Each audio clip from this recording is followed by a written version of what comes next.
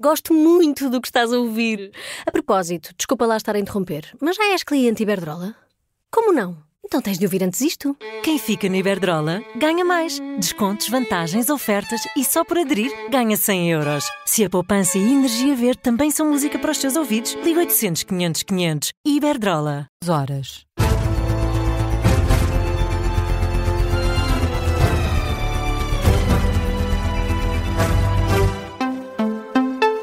As notícias com João Lourenço. Muito boa noite. O Presidente da República diz que a Europa tem de ser diplomática, dura e mais unida em momentos cruciais. Uma posição defendida este domingo por Marcelo Rebelo de Sousa a propósito das negociações que decorreram em Genebra sobre o plano de paz para o cessar-fogo na Ucrânia. O Presidente da República deixa ainda claro que é necessária uma posição mais firme por parte da Europa para que o mundo não fique dominado pelos Estados Unidos, China e a Rússia. Acho que a Europa é essencial para que isto não fique só duas potências e meia, que é Estados da América, China e depois meia a Federação Russa, que gostaria de ser 3, para isto o mundo não ficar um G3 que mandam no resto do mundo, ou um G2,5. A Europa, que é poderosíssima em termos económicos, tem de ser poderosíssima em termos políticos e internacionais. Tem que ser uma potência política internacional. Marcelo Rebelo de Sousa a comentar os últimos desenvolvimentos na guerra na Ucrânia, na margem da entrega de do prémio Manuel António da Mota na cidade do Porto. Quem também comentou sobre o conflito em solo ucraniano foi Luís Montenegro. Diz que os planos norte-americanos para a paz não preenchem os requisitos mínimos. O Primeiro-Ministro defende que a articulação com a União Europeia é obrigatória neste processo negocial.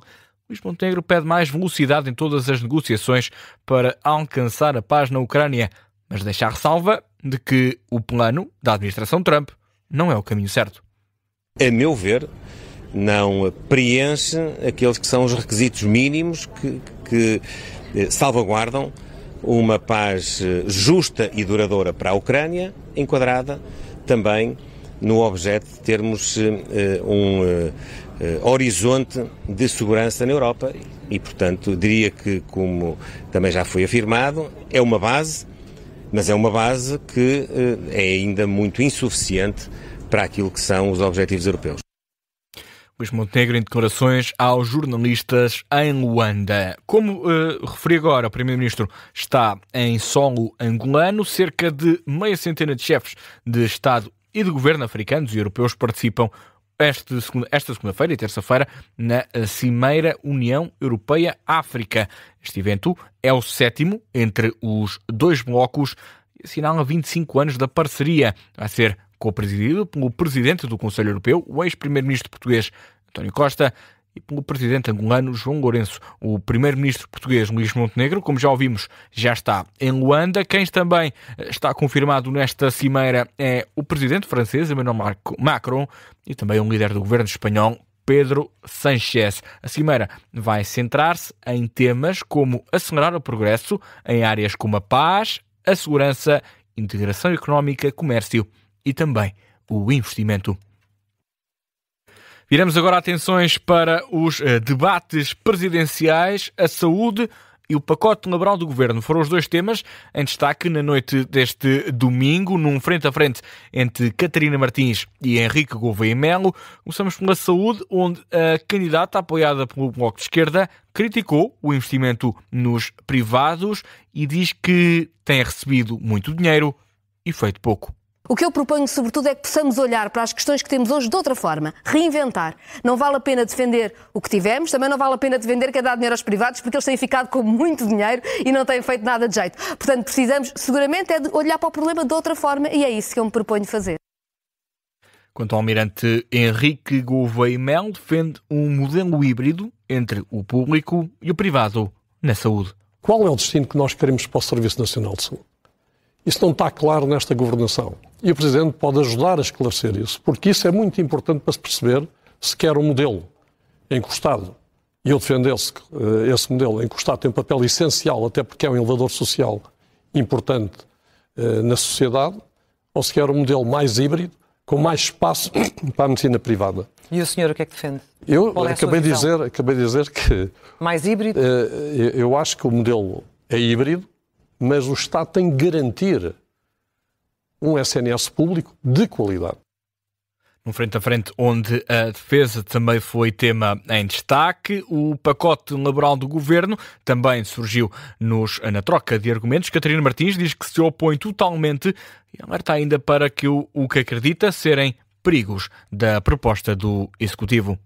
Mesmo as pessoas que pensam que isto não é nada com elas, porque não precisam das horas extraordinárias para chegar ao fim do mês, ou porque como já têm um contrato permanente, acham que estes contratos a prazo não as afetam, cuidado! O que o Governo agora pôs em cima da mesa nas negociações com o UGT foi as empresas poderem baixar um trabalhador de posição e de salário. Isto é gravíssimo. Já Henrique Gouveia e Melo pede apenas uma coisa, que não se mexa na duração dos contratos de trabalho. O primeiro direito que não deve nunca ser mexido é o direito dos tempos que estão previstos neste momento em termos dos diversos tipos de contrato. Contrato a termo incerto, etc. Porquê? Porque isso vai precarizar... O alargamento. E mais do que precarizar. Além de precarizar, não vai contribuir para a competitividade da economia. Gouveia Melo e Catarina Martins, esta noite na SIC. O próximo debate presidencial está marcado para esta noite, às 8, na RTP. Será entre o candidato liberal João Coutrinho de Figueiredo, assim é que é, e Jorge Pinto, o candidato apoiado pelo Partido Livre. A Bosch de Braga termina esta segunda-feira o layoff que vigorava desde o início do mês de novembro e que estava a afetar mais de 2.500 trabalhadores. Recordar que em causa estava a escassez de componentes. Segundo a empresa alemã, a fábrica vai conseguir produzir sem necessidade de recorrer a um regime de layoff a partir desta segunda-feira. É resultado de um fornecimento mais contínuo de componentes. Ainda assim, a Bosch indica que não pode excluir futuras interrupções de produção devido à situação geral de escassez de componentes e de evolução da política comercial. A seguradora Fidelidade diz que as indenizações às vítimas do elevador da Glória vão demorar, mas garante apoio. Isto porque falta definir os valores envolvidos. O que está a provocar mais demora neste processo, segundo a seguradora, são as indenizações no caso das mortes. Que o diz é Rogério Campos Henriques, presidente executivo da Fidelidade, a seguradora da Carris, em entrevista à Antena 1 e ao Jornal de Negócios. Acerca dos valores totais das indemnizações, não avança nenhum número em específico. Diz apenas que vão ser vários milhões de euros. O presidente executivo da Fidelidade esclareceu também que já foram pagas as despesas hospitalares e de viagens aos familiares de todas as vítimas. Recordar que o descarrilamento do elevador da Glória ocorreu a 3 de setembro, provocou 16 mortes e 2 dezenas de feridos entre portugueses e estrangeiros de várias nacionalidades. No Brasil, o presidente brasileiro assegura que Jair Bolsonaro vai cumprir a pena de prisão que foi determinada pela Justiça. A garantia foi dada por Lula da Silva, que recusou comentar a decisão do Supremo Tribunal de colocar o antigo presidente em prisão preventiva. Em conferência de imprensa, o líder do Executivo brasileiro, neste caso o presidente brasileiro, assim é que é, diz que Jair Bolsonaro foi julgado de forma justa e que a Justiça cumpriu a função que tem na sociedade brasileira. Acrescentou que foram mais de 2 anos de investigação que levaram à sentença de 27 anos de prisão por tentativa de golpe de Estado. As palavras de Lula da Silva surgem depois de, neste fim de semana, Jair Bolsonaro ter sido detido preventivamente por risco de fuga. Isto na véspera de começar a cumprir pena. Bolsonaro estava em prisão domiciliária há cerca de 4 meses.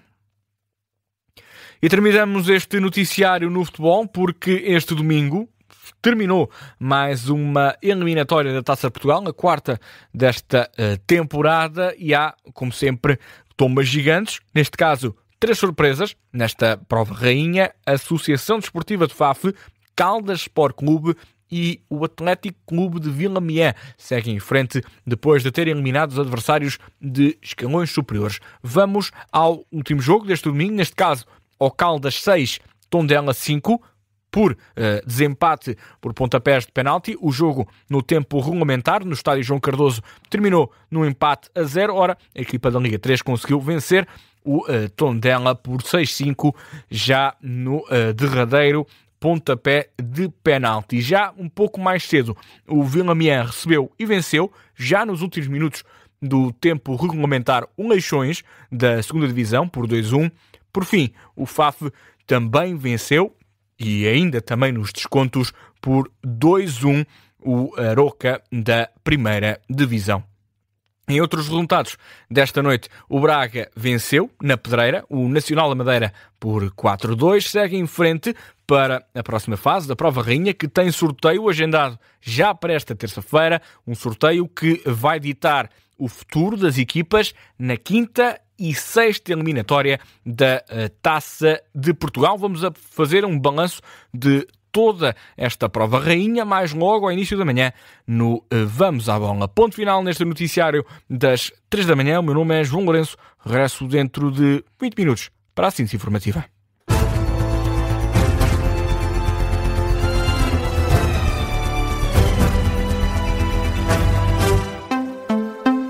Gosto muito do que estás a ouvir.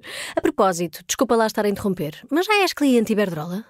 Como não? Então tens de ouvir antes isto. Quem fica no Iberdrola ganha mais. Descontos, vantagens, ofertas e só por aderir ganha 100 euros. Se a poupança e a energia verde também são música para os teus ouvidos, liga 800 500 500. Iberdrola.